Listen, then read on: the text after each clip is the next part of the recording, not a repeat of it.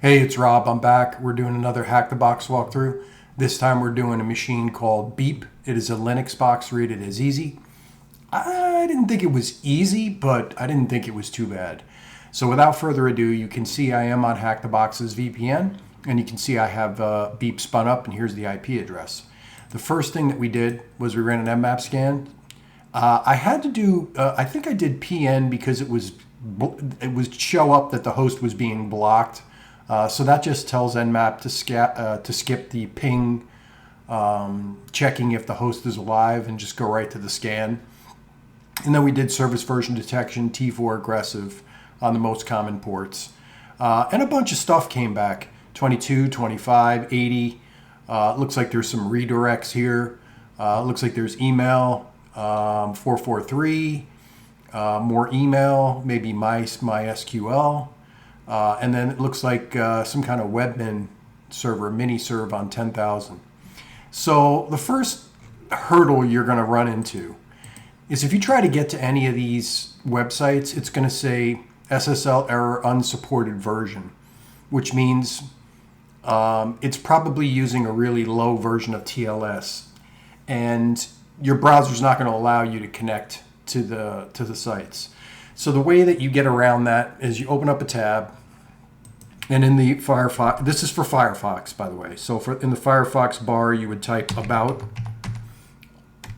:config, hit enter, accept the risk and continue.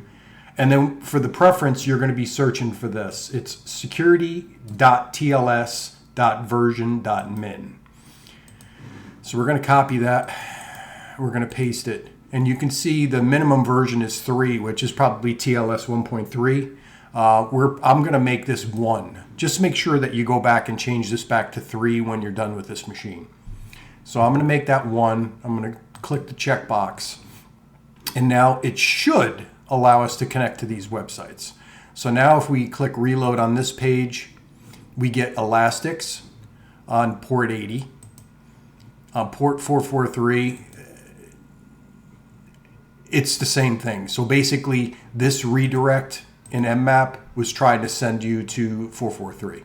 Okay, so 80, 443, same exact website. Then on 10,000, if we refresh that, we get this webmin.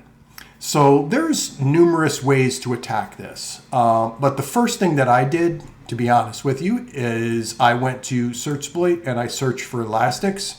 And there's a few vulnerabilities that pop up.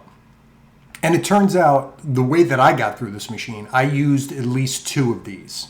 I used the local file inclusion, 37637. I didn't use the actual Perl script. I'll show you that when we get to it. And I also used the FreePBX Elastix 2.20 remote code execution. Okay? So I have both of these exploits up in the web browser, and I wasn't really going to mess with this Perl script. And when I looked at the code, it's very simple. I mean, literally the local file inclusion is right here. So, you know, all you need to do is copy that and append it to the URL. You don't need to go through running the actual exploit. So that's what I did. So if we copy this, and we'll go to this first instance here, and we paste this, and we hit enter, here's the local file inclusion. Now, you're going to go blind if you try to read this. What I would suggest is you right-click and view page source, and then you'll get the properly formatted file. And the thing that we're looking for here right now is admin, and then they give you the password. So this is the password we're going to use to log into the Elastix instance. So I'm going to copy this. And we're going to go back to this one right here. And we'll type admin, and we'll paste in the password. Not now. Now, the reason why I use this exploit first, let me explain a little bit, okay, is because the second one utilizes an extension in FreePBX, and it has to be a valid extension. And I mean, literally, that could be any number, right? I tried the default of 1000. That was not a valid extension, okay? So because I had no idea what extensions were available on the PBX, I went with that file inclusion first before I tried any kind of remote code execution, okay? So we can close this now and this. And if we come back, we're actually logged into the PBX. So what we want to do here is, let's see if we can find extensions. So if we click on the PBX tab,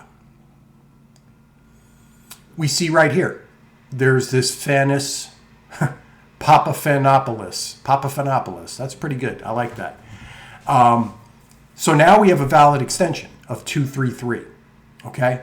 So now what we're going to do is we're going to go to this second exploit, and we're going to download this code, and we're going to open the folder that it's in.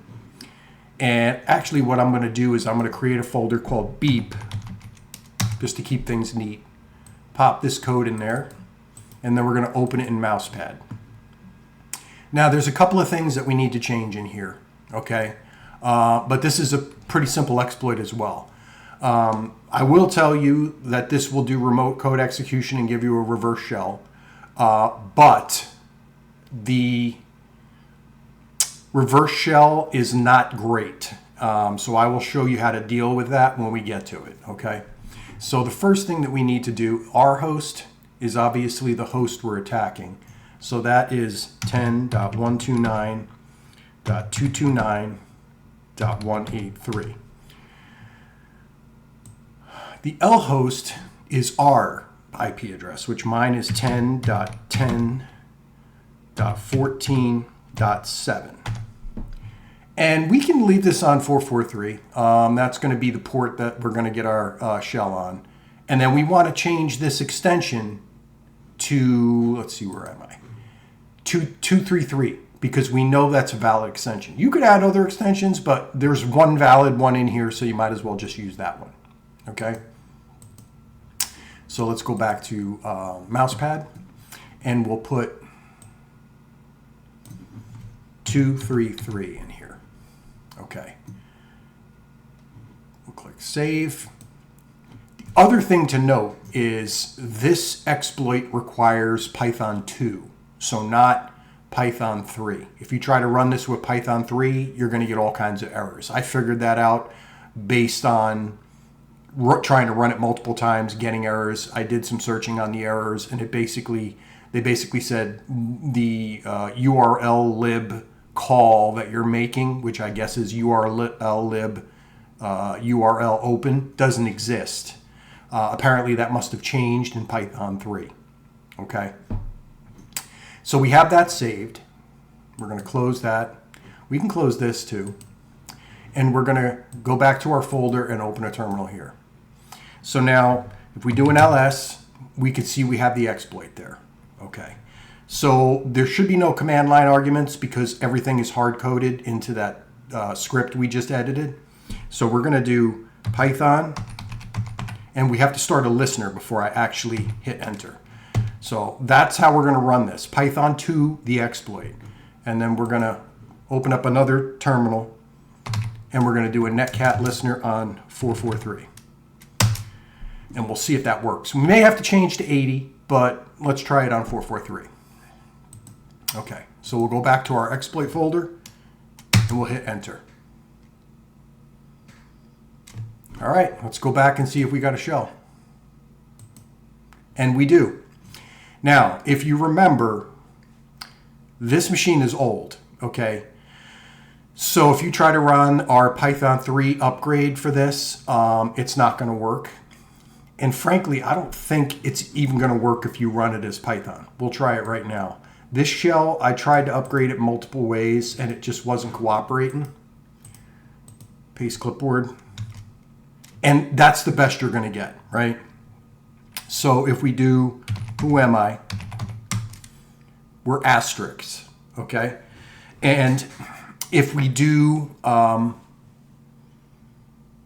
let's see, normal Linux enumeration. We'll do history.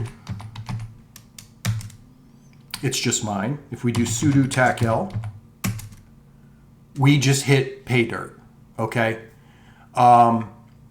You can see all of these commands that asterisk can run as a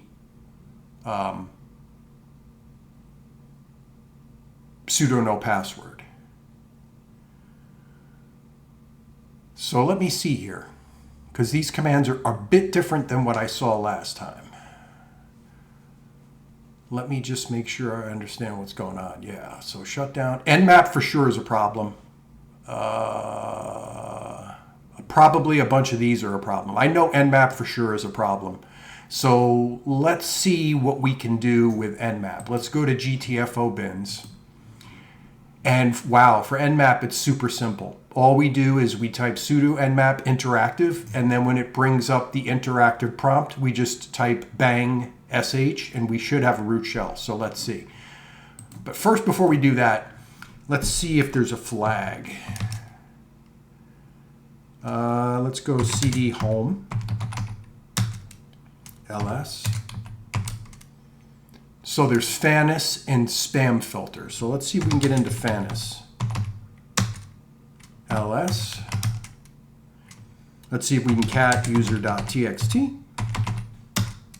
And we can. So there's the user flag. Now if we go back to sudo tac-l, we can see that asterisk can run nmap with sudo no password. So the way we're going to do this is we're going to type sudo nmap, and let's just do the full path just to be safe. User bin nmap tac interactive. If I can spell interactive correctly. All right, so we have the interactive shell with nmap now, and the GTFO bins said all we have to type now is bang, which is an exclamation point, and sh for shell. And we have root. Fantastic. All right, so let's cd to root, do an ls, and we can see the root.txt. So let's cat root.txt. And there's the flag.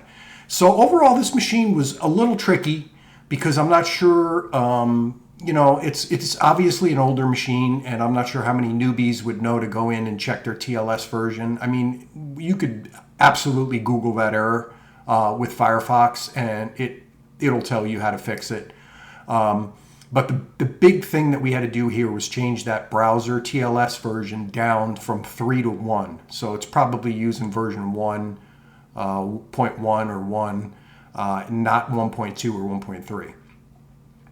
So overall, the way we took advantage of this box was we ran an nmap scan, and I believe I had append a tac capital PN to this. Otherwise, it was kind of ignoring. It was basically giving off vibes of "don't scan me, bro."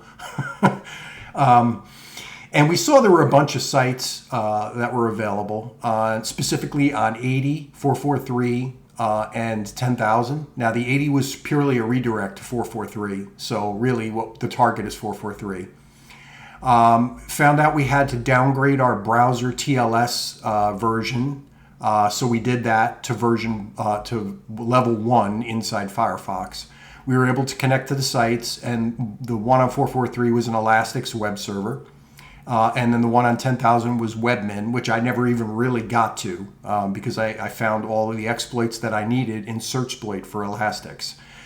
We started with a local file inclusion, which gave us a username and password so that we could log into the system. When we logged into the system, we saw the users and the extensions, and there was a valid extension of 233, which was important because the second exploit we found, which was remote code execution, required a valid extension for it to work. So we downloaded that code. We changed all of the parameters inside the script, including adding the extension that we found. We ran that, and we got a shell. Now, when we upgraded our shell, we had to make sure to use Python, not Python 3, because obviously this is an older machine. We found out we were asterisk, the user. We found the flag under Fanisys folder. That was the user.txt. Then we ran our normal Linux enumeration, starting with history, and on step 2, sudo tac-l, we saw that asterisk could run all kinds of commands with sudo no password, one of which was nmap. Went to gtfo bins, saw that we could just do sudo nmap interactive and then do bang sh to get us a root shell. And after that, we were able to cat the root flag. So I hope you found this video useful. I hope you learned something. All the links that I use will be in the description below. If you have any questions, comments, concerns, just want to chat, just want to let me know you're watching, leave a comment below. I'd love to hear from you. I do just want to remind people I do have a Discord server stood up. You're free to come and ask questions there or post content if you're a content creator. I'll be happy to have you. I just want to thank you guys for watching, and I'll see you in the next video.